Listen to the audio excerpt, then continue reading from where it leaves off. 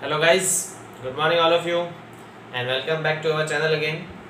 हम डिस्कस कर रहे थे 15th चैप्टर न्यूक्लियर फिजिक्स के बारे में और लास्ट क्लास में हमने बात करी थी बीटा क्षय यानी कि बीटा डीके।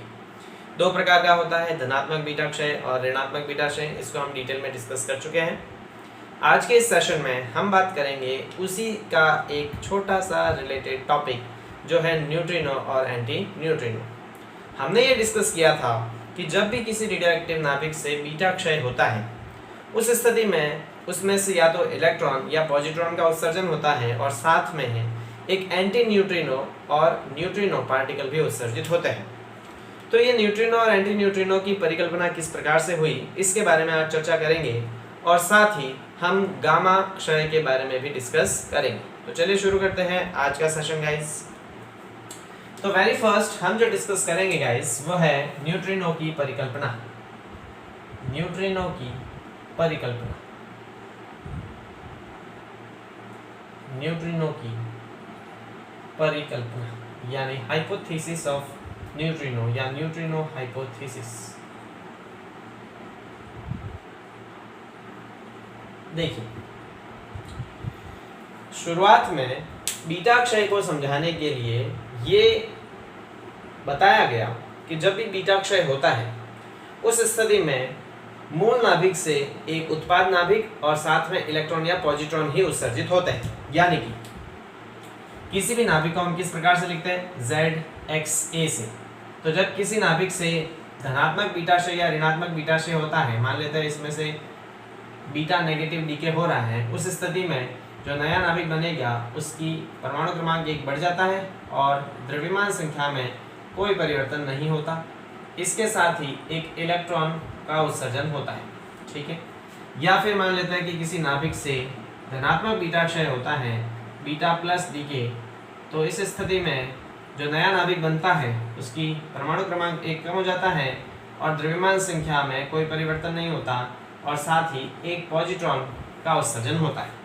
तो प्रारंभ में बीटा क्षय को समझाने के लिए केवल ये बताया गया कि जब भी किसी रेडियोएक्टिव नाभिक में से कोई बीटा क्षय होता है, धनात्मक बीटाशय या ऋणात्मक बीटाशय, तो उत्पाद नाभिक के साथ साथ एक इलेक्ट्रॉन या पॉजिट्रॉन का उत्सर्जन होता है, इसके अतिरिक्त और कुछ नहीं। इस थ्योरी के बेसिस पर हम इलेक्ट्रॉन और पॉजिट्रॉन के उत्सर्जन को तो समझा सकते हैं। कैसे? क्योंकि हमने बात करी थी कि जब किसी परमाणु में इलेक्ट्रॉन को ऊर्जा मिलती है तो वो निम्न ऊर्जा स्तर से उच्च ऊर्जा स्तर में जाता है और वापस उच्च ऊर्जा स्तर से निम्न ऊर्जा स्तर में आते समय एक फोटोन उत्सर्जित करता है जो उसी समय बनता है। ठीक इसी प्रकार बीटा क्षय के दौरान भी इलेक्ट्रॉन या पॉजिट्रॉन जो है वो उसी समय बनते हैं जब ये बीटा क्षय हो रहा होता है। तो इसको समझाना तो संभव था, लेकिन इसके कुछ प्रेक्षण जो है उनको समझाना पॉसिबल नहीं था। यहाँ पे हम ये देखते हैं कि जब भी इस प्रकार की कोई घटना होती है, रेडियोएक्टिव घटना, तो हमेशा विघटन की कुछ ऊर्जा रिलीज होती है। यहाँ पर भी और यहाँ पर भी विघटन ऊर्जा रिलीज होगी जो किसके बराबर होती है, डेल्टा mc² के बराबर होती है, डेल्टा mc² के बराबर। और डेल्टा m क्या होता है, यहाँ द्रव्यमान में कमी, जिसे द्रव्यमान क्षति कहते हैं। क्लियर?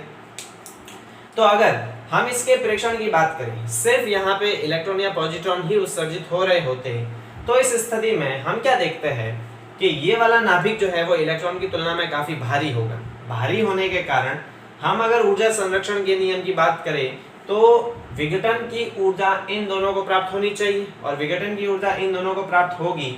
इस स्थिति में हम ये देखते हैं कि ये नाभिक काफी भारी है तो इसकी गतिज ऊर्जा काफी कम होगी और इलेक्ट्रॉन की गतिज ऊर्जा काफी ज्यादा होगी। यानी कि विघटन की अधिकांश ऊर्जा या मैक्सिमम विघटन एनर्जी केवल और केवल इलेक्ट्रॉन को मिलेगी या केवल और केवल पॉजिट्रॉन को मिलेगी। इसका अर्थ ये है कि यहाँ पर इलेक्ट्रॉन या पॉजिट्रॉन यानी कि बीटा कण जो है उसकी ऊर्जा अधिकतम होनी चाहिए। उसकी ऊर्जा क्या होनी चाहिए? अधिकतम होनी चाहिए। लेकिन हम ये देखते हैं कि बीटा पार्टिकल का जो एनर्जी स्पेक्ट्रम होता है वो कंटिन्यूअस होता है, इसकी ऊर्जा 0 से लेके अधिकतम के बीच होती है। तो यहाँ पे ये प्रॉब्लम हम सॉल्व नहीं कर पाते थे। क्यों? इस स्थिति में अगर हम देखें कि केवल इलेक्ट्रॉन और पॉजिट्रॉन का ही उत्सर्जन हो रहा हो तो संपूर्ण विघटन ऊर्जा केवल इलेक्ट्रॉन या पॉजिट्रॉन को मिलनी चाहिए थी। तो इस स्थिति में इलेक्ट्रॉन या पॉजिट्रॉन की ऊर्जा अधिक ही होनी चाहिए थी, अधिकतम होनी चाहिए थी। लेकिन ऐसा नहीं होता है। इलेक्ट्रॉन या पॉजिट्रॉन की जो ऊर्जा है यानी बीटा कण की जो ऊर्जा है वो 0 से लेके अधिकतम के बीच में कुछ भी हो सकती है। तो पहली ये प्रॉब्लम आ गई। पहली प्रॉब्लम क्या? प्रॉब्लम लिख लेते हैं। पहली प्रॉब्लम ये थी कि इस स्थिति में बीटा कण की ऊर्जा लगभग विघटन ऊर्जा के बराबर होनी चाहिए। बीटा कण की ऊर्जा लगभग विघटन ऊर्जा के बराबर, अर्थात सदैव अधिक होनी चाहिए, सदैव मैक्सिमम होनी चाहिए। क्या होनी चाहिए? मैक्सिमम होनी चाहिए। लेकिन ऐसा नहीं होता, ऐसा नहीं होता। बीटा कण की ऊर्जा शून्य से अधिकतम के बीच होती है, शून्य से अधिकतम के मध्य होती है, अधिकतम के बीच होती। तो सबसे पहली प्रॉब्लम तो क्या आई कि अगर हम केवल ये मानते हैं कि बीटा क्षय में एक इलेक्ट्रॉन या पॉजिट्रॉन ही उत्सर्जित होता है, उसके साथ और कोई कण नहीं निकलता है, तो इस स्थिति में विघटन की अधिकतम ऊर्जा इलेक्ट्रॉन या पॉजिट्रॉन को मिलनी चाहिए थी, मतलब इसकी ऊर्जा हमेशा मैक्सिमम होनी चाहिए थी। लेकिन ऐसा नहीं होता है। हम ये प्रेक्षण देखते हैं कि इसकी जो एनर्जी है वो 0 से लेकर अधिकतम के बीच में होती है। ठीक है, तो पहली यह घटना थी जिसको हम नहीं समझा पाए। दूसरी घटना की हम बात करते हैं जो है संवेग संरक्षण। तो यहाँ पे हमें कहीं ना कहीं ऊर्जा संरक्षण जो है वो इसका पालन नहीं करता हुआ प्रतीत होता है। तो इसकी पहली प्रॉब्लम जो आई, इस पहली प्रॉब्लम का हम नाम दे देते हैं ऊर्जा संरक्षण। ऊर्जा संरक्षण, हमें ये लगता है यहाँ पे कि ऊर्जा संरक्षण नहीं हो रहा है। ठीक है, तो ये पहली प्रॉब्लम किससे रिलेटेड आई? ऊर्जा संरक्षण से रिलेटेड। दूसरी प्रॉब्लम की हम बात कर लेते हैं। देखिए, जब रेडियोएक्टिव नाभिक से बीटा क्षय होता है तो जो नया नाभिक बनता है और जो इलेक्ट्रॉन बनता है, प्रारंभ में रेडियोएक्टिव नाभिक स्थिर अवस्था में है, इसका मतलब इसका संवेग कितना है? 0। इसका जो मोमेंटम है, इनिशियल मोमेंटम, वो 0 है। और संवेग संरक्षण का नियम कहता है कि अगर प्रारंभिक संवेग 0 है तो अंतिम संवेग का मान भी क्या आना चाहिए? 0 आना चाहिए।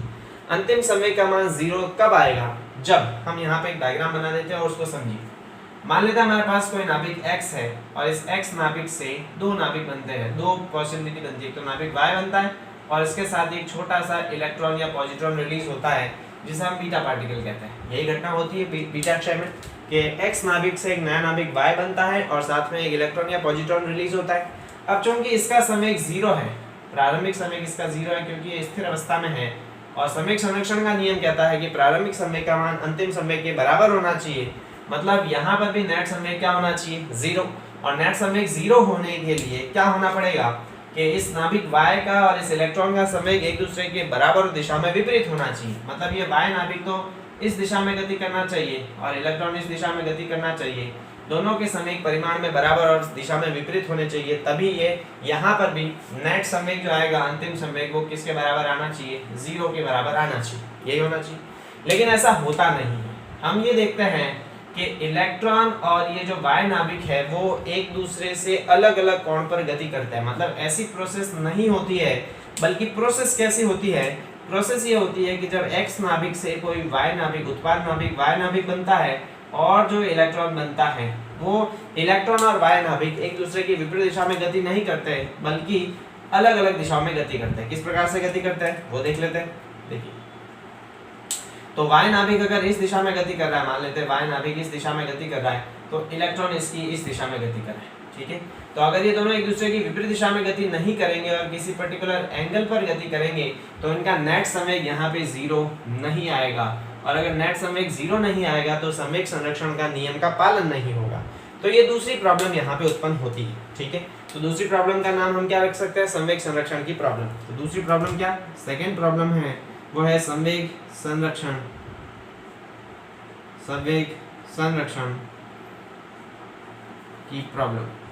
ठीक है, तो यहाँ पर इन दोनों प्रॉब्लम के कारण हमें ये पता लगा कि जब भी बीटा क्षय होता है तो इलेक्ट्रॉन और पॉजिट्रॉन के साथ कोई एक्स्ट्रा पार्टिकल भी निकलना चाहिए, जिससे इसकी ऊर्जा संरक्षण के सिद्धांत को भी पालन कर सके और ये संवेग संरक्षण के सिद्धांत का भी क्या कर सके? पालन कर सके।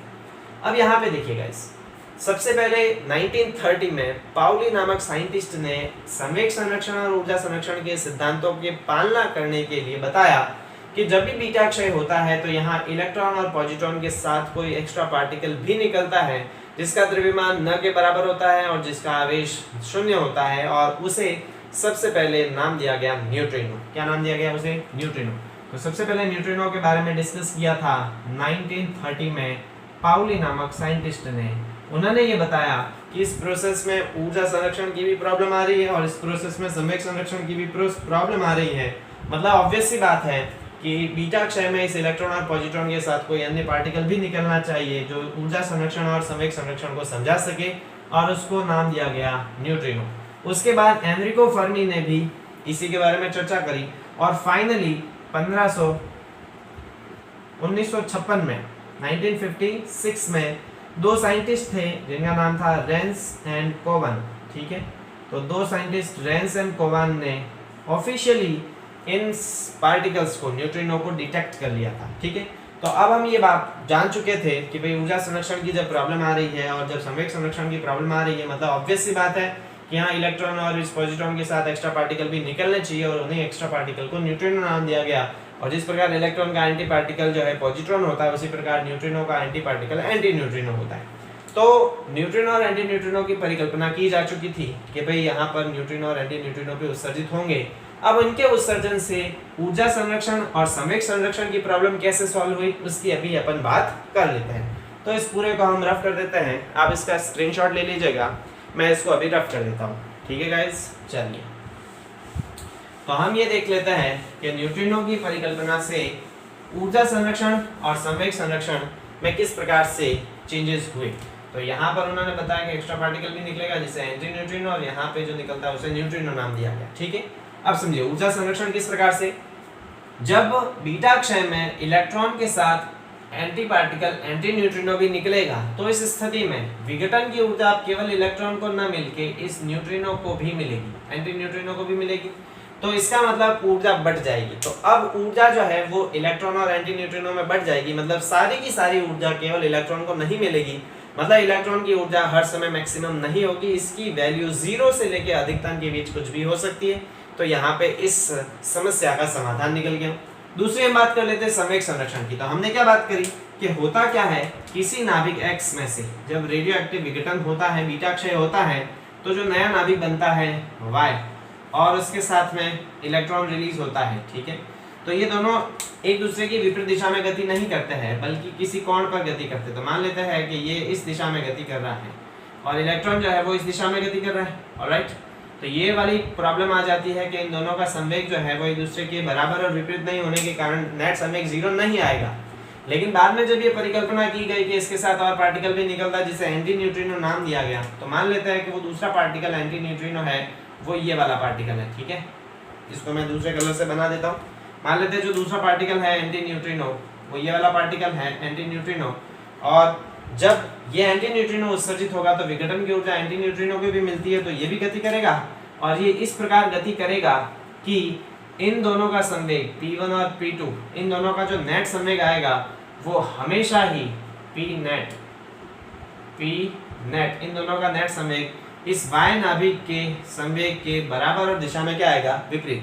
तो ये दोनों एक दूसरे के संवेग को कैंसिल कर देंगे, जिससे अंतिम संवेग भी मेरे पास कितना आएगा, 0, और प्रारंभिक संवेग भी मेरे पास कितना आया, 0। तो इस प्रकार संवेग संरक्षण भी पॉसिबल हो पाएगा। क्या बताया मैंने, समझिए कि y नाभिक और इलेक्ट्रॉन एक दूसरे की विपरीत दिशा में गति नहीं करते। तो जब एक्स्ट्रा पार्टिकल उत्सर्जित होगा वो इस प्रकार गति करेगा कि इन दोनों का नेट संवेग इस दिशा में आएगा और ये वाला इस y नाभिक के संवेग के बराबर दिशा में विपरीत होने के कारण इन दोनों के संवेग को कैंसिल कर देगा, जिससे नेट संवेग 0 आएगा जो प्रारंभिक संवेग के क्या आएगा, बराबर। तो इस प्रकार न्यूट्रिनो की परिकल्पना से संवेग संरक्षण की प्रॉब्लम और ऊर्जा संरक्षण की प्रॉब्लम, दोनों ही प्रॉब्लम क्या हो जाती है, सॉल्व हो जाती है गाइस। तो इसको आप अपने फेयर काम में लिख लीजिएगा। ठीक है, इसका स्क्रीनशॉट लेके अपने फेयर काम में लिख लीजिएगा गाइस। तो अब हम डिस्कस कर लेते हैं लास्ट प्रकार के क्षय के बारे में, जो है गामा क्षय। तो इस पूरे को मैं रफ कर देता हूं और हम बात करते हैं गामा क्षय यानी कि गामा डी की।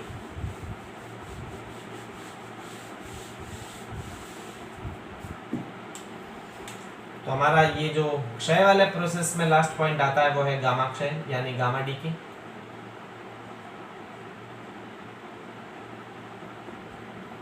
देखिए गामा क्षय बेसिकली क्या है। हमेशा ही गामा क्षय मुख्य रूप से अल्फा और बीटा क्षय के बाद ही होता है। तो इसमें पहला पॉइंट में लिखा देता हूं इंपॉर्टेंट करके, ऑलवेज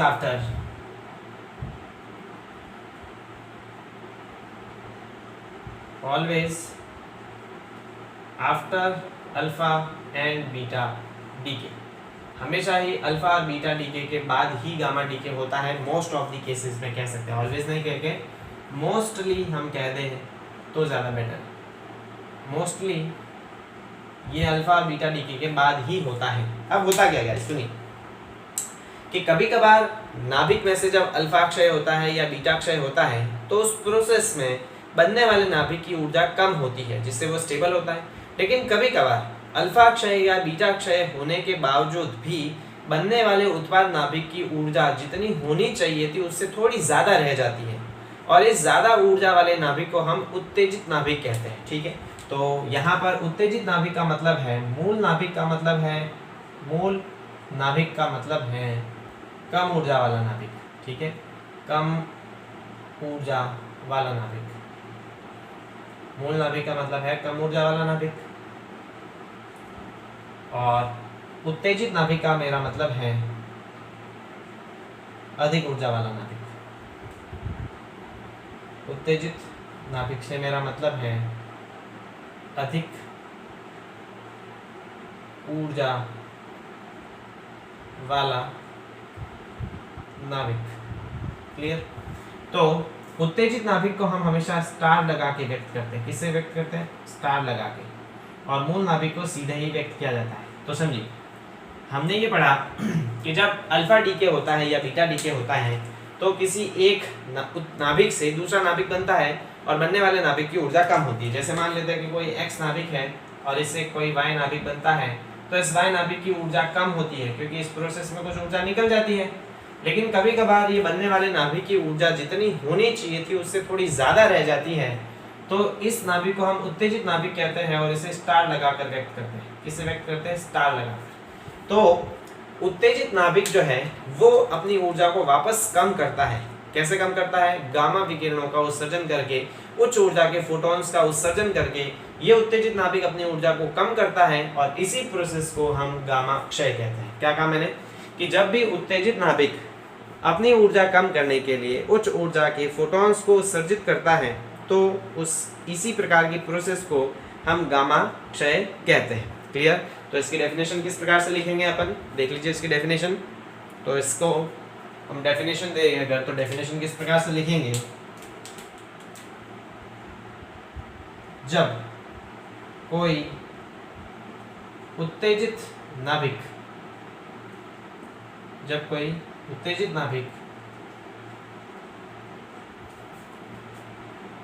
मूल अवस्था में संक्रमण करता है तो मूल अवस्था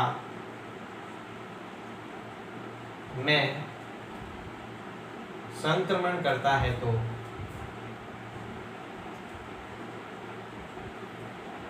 उच्च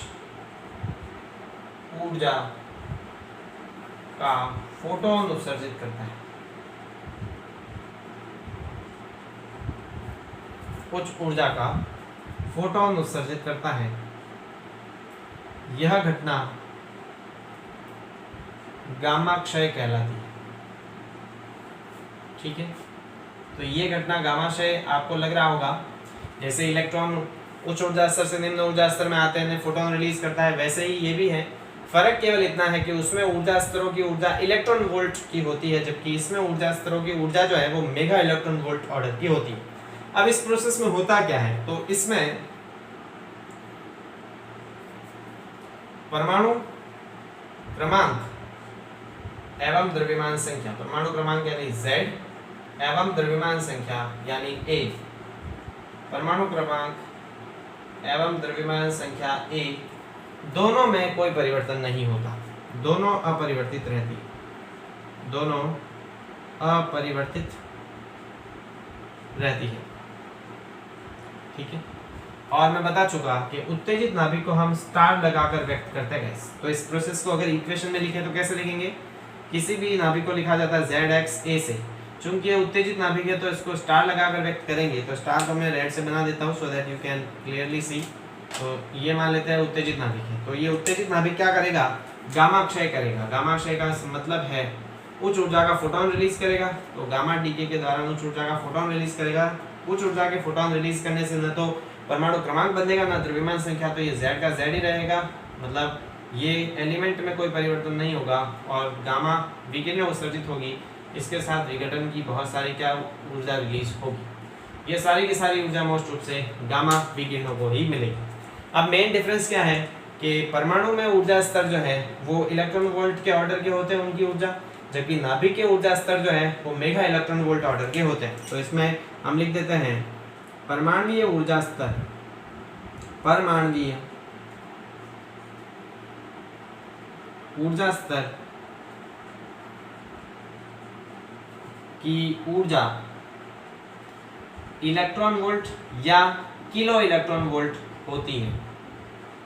किसी भी परमाणु के ऊर्जा स्तर की ऊर्जा इलेक्ट्रॉन वोल्ट या किलो इलेक्ट्रॉन वोल्ट ऊर्जा होती है, जबकि नाभिकीय ऊर्जा स्तर जो है, नाभिकीय ऊर्जा स्तर की ऊर्जा वो हमेशा मेगा इलेक्ट्रॉन वोल्ट के ऑर्डर की होती है, मतलब काफ़ी ज़्यादा होती है।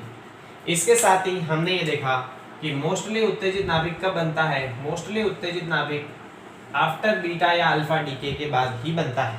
तो इस पूरी प्रोसेस को गामा क्षय कहते हैं गाइस। क्या कहते हैं, गामा क्षय। ठीक है, अब अगर हम इसके एक एग्जाम्पल की बात कर लें तो हम बात कर लेते हैं मैग्नीशियम से एल्यूमिनियम बनने की जो प्रोसेस है वो बात कर लेते हैं। ठीक है, चलिए तो वो देख लेते हैं मैग्नीशियम से एल्यूमिनियम बनने की प्रोसेस। देखिए इसको रफ कर देता हूँ मैं, चलिए रफ नहीं करता, यहीं पे लिख देता हूँ। मान लेते हैं हमारे पास मैग्नीशियम है, चलो रफ ही कर देते हैं इसको, ये लिख ही चुके हैं, रफ कर देते हैं।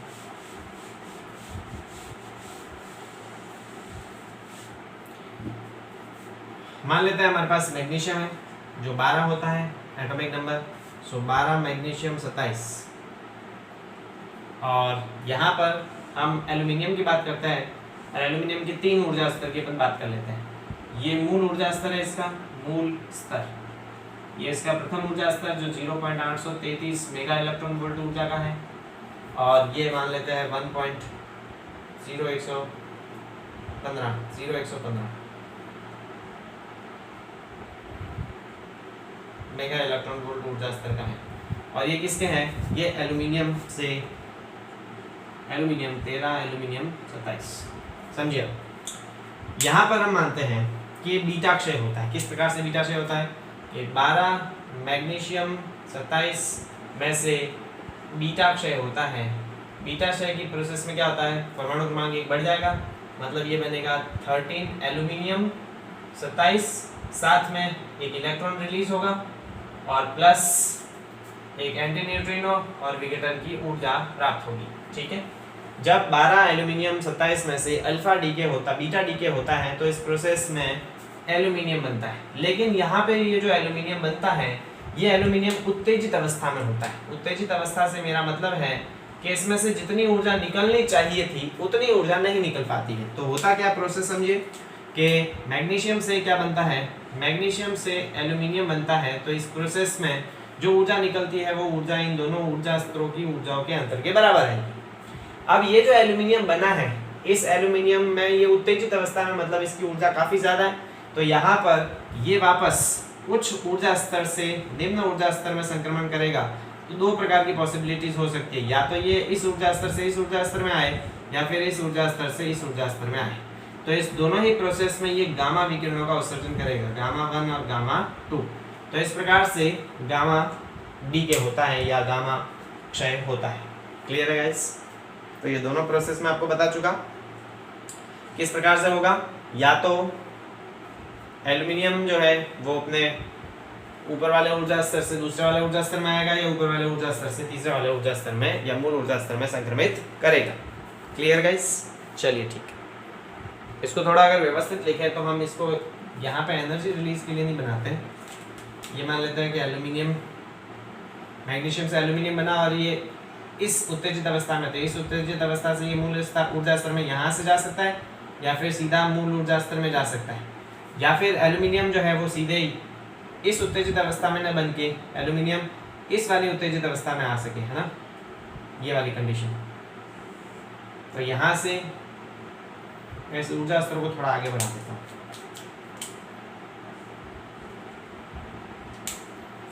मान लेते हैं कि मैग्नीशियम से बीटा डीके के बाद एल्यूमिनियम बना और एल्यूमिनियम की ऊर्जा स्तर यहाँ पर है, तो इस स्थिति में ये कहाँ से कहाँ संक्रमण करेगा, इस ऊर्जा स्तर से इस ऊर्जा स्तर में संक्रमण करेगा इस तरह से। तो कितने प्रकार की बीटा गामा विकिरणों का उत्सर्जन हो सकता है, यहाँ से यहाँ अगर करेगा तो मान लेते हैं गामा 1, यहाँ से यहाँ करता है तो मान लेते हैं गामा 2, और यहाँ से यहाँ करता है तो मान लेते हैं गामा 3। प्रोसेस पूरी समझिए।